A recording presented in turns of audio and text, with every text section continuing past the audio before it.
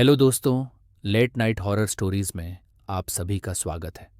और आज मैं आपको एक सच्ची डरावनी कहानी सुनाने जा रहा हूँ। तो हेडफोन्स लगाइए और शुरू करते हैं लेट नाइट हॉरर स्टोरीज का 7वां एपिसोड। ये कहानी करीब 10 साल पुरानी है, लेकिन हर बार जब मैं उसे याद करता हूँ तो मेरी रीढ़ की हड्डी में सिहरन दौड़ जाती है। उस रात मैंने जो देखा वो शायद मैं कभी भूल नहीं सकता। उस दिन मैं और मेरे दोस्त राहुल और समीर एक शादी अटेंड करके वापस अपने शहर लौट रहे थे। शादी शहर से दूर एक छोटे से गांव में थी और हमें रात को ही वापसी करनी थी। लगभग 11 बजे का वक्त था जब हम हाईवे पर निकले। हाईवे बिल्कुल सुनसान था। सिर्फ गाड़ियों की हल्की आवाज़ें और हेडलाइट्स की लाइट हमें उस सन्नाटे में उम्मीद की तरह दिख रही थी। राहुल गाड़ी चला रहा था। मैं उसके बगल वाली सीट पर था और समीर पिछली सीट पर बैठा हुआ था। हमारी बातें धीरे धीरे शांत होती जा रही थीं। शायद थकावट थी या फिर रात का डरावना सन्नाटा हमें खामोश कर रहा था। जैसे जैसे हम आगे बढ़ते गए वैसे वैसे माहौल और अजीब होता गया। चारों ओर घना अंधेरा और सड़क के दोनों तरफ जंगली पेड़ों की परछाइयां दिख रही थीं। हेडलाइट्स से गिरती रोशनी भी उस अंधेरे को चीरने में नाकाम लग रही थी। रास्ते की पहली अजीब घटना तभी हुई जब अचानक से राहुल ने जोर से ब्रेक लगाया। क्या हुआ? मैंने घबराते हुए पूछा। राहुल का चेहरा सफेद पड़ गया था। उसने कांपती आवाज में कहा, तुमने देखा नहीं क्या? एक औरत सड़क के बीचों बीच खड़ी थी। मैंने उसे टक्कर मार दी क्या? मैंने और समीर ने दोनों ने ही इधर उधर देखा, लेकिन सड़क पूरी तरह खाली थी। कोई भी नहीं था। समीर ने हंसते हुए कहा, भाई, तेरी नींद खुली भी है या नहीं? यहां तो कोई नहीं है। राहुल अभी भी घबराया हुआ था, लेकिन उसने गाड़ी फिर से स्टार्ट की। मैं भी थोड़ा बेचैन महसूस कर रहा था, लेकिन सोचा कि शायद उसकी नज़र का धोखा होगा। हम फिर से चलने लगे, लेकिन अब माहौल और भी अजीब लगने लगा। ठंडी हवा हमारी कार के अंदर घुसने लगी और रास्ते पर हर चीज़ जैसे रुकी हुई सी महसूस हो रही थी। हर पेड़ की परछाई मानो हमें घूर रही थी। दूसरी घटना थोड़ी देर बाद हुई। समीर, जो अब तक मजाक कर रहा था, अचानक से चुप हो गया। मैंने पलट कर देखा तो वो खिड़की के बाहर घूर रहा था। क्या हुआ? मैंने पूछा। उसने बिना मेरी तरफ देखे कहा, वो औरत फिर से दिखी। अब मेरी धड़कनें तेज हो गईं। कौन औरत? मैंने पूछा। उसने धीरे धीरे कहा, जो अभी कुछ देर पहले सड़क पर खड़ी थी, वो फिर से दिखी।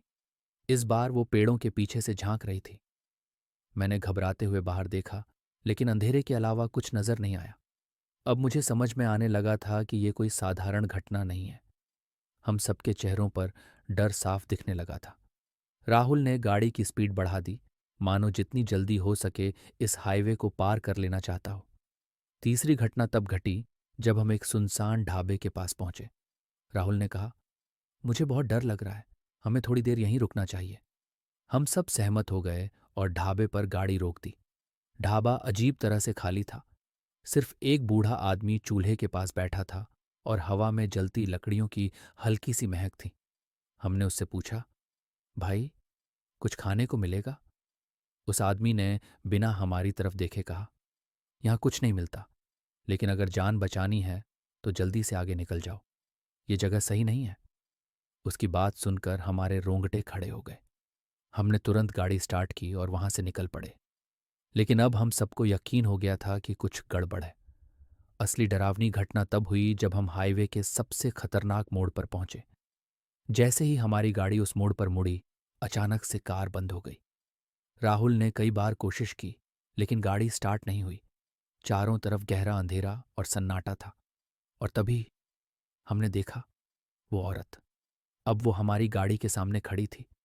उसका चेहरा आधा जला हुआ था और उसकी आंखें गहरे गड्ढों की तरह खाली थीं। उसकी सफ़ेद साड़ी हवा में लहरा रही थी और उसके होंठों पर एक खौफनाक मुस्कान थी। हम सब सुन्न हो गए थे। किसी की हिम्मत नहीं हो रही थी कि कुछ बोले या हिले। राहुल ने कांपते हाथों से एक बार फिर गाड़ी स्टार्ट करने की कोशिश की और इस बार गाड़ी चालू हो गई। हमने बिना देखे ही गाड़ी आगे बढ़ाई और जितनी तेज हो सकती थी उतनी तेज स्पीड में वहां से भाग निकले। उस रात के बाद हमें बाद में पता चला कि उस हाईवे पर कई साल पहले एक औरत का एक्सीडेंट हुआ था और वो वहीं मारी गई थी। तभी से उसकी आत्मा वहां भटकती है। कई लोगों ने उसे देखा है और जो उसे अनदेखा करता है उसके साथ हादसे होते हैं। हम उस रात तो बच गए, लेकिन उस घटना ने हमारी जिंदगी बदल दी। राहुल आज भी उस दिन को याद करके कांप जाता है और समीर ने तो रात में सफर करना ही बंद कर दिया। मैं भी उस रास्ते से कभी वापस नहीं गया। तो दोस्तों, कैसी लगी आपको ये कहानी?